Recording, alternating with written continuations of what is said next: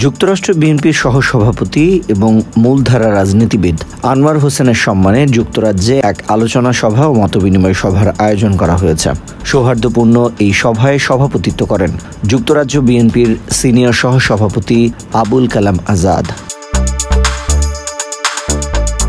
গোছানো এই সভার পরিচালনায় ছিলেন যুক্তরাজ্য বিএনপির সহসভাপতি আবিদ রাজা ও লন্ডন মহানগর বিএনপির সাবেক সাংগঠনিক সম্পাদক খালিদ চৌধুরী।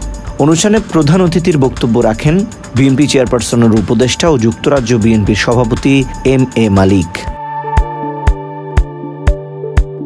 বক্তব্য রাখেন কানাডা বিএনপির সাবেক সভাপতি ফয়সাল চৌধুরী, বিএনপি নেতা শায়েস্তা চৌধুরী কুদ্দুস, মোহাম্মদ তাজুল ইসলাম, খসরু জাহান খসরু, শহীদুল ইসলাম মামুন সহ অনেকে।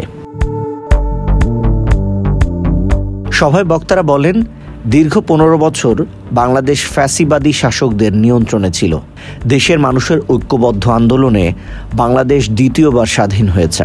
এবার একটি গণতান্ত্রিক নির্বাচনের মাধ্যমে বাংলাদেশের মানুষ ভোটের অধিকার ফিরে পাবে বলে বলেন বক্তারা।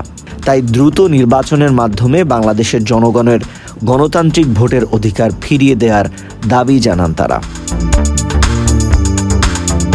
অনুষ্ঠানে অন্যান্যদের মধ্যে উপস্থিত ছিলেন সাবেক সিনিয়র যুগ্ম সাধারণ সম্পাদক শহীদুল ইসলাম মামুন, সাবেক যুগ্ম সম্পাদক শামসুর রহমান মাহতাব, যুক্তরাজ্য বিএনপির সহ সাধারণ সম্পাদক সালেহ আহমেদ জিলান, ইস্ট লন্ডন বিএনপির সাবেক সভাপতি ফখরুল ইসলাম বাদল, যুক্তরাজ্য বিএনপির সহ সাধারণ সম্পাদক সলিম আহমেদ, যুক্তরাজ্য যুবদলের সভাপতি রহিম উদ্দিন সহ অন্যান্যরা।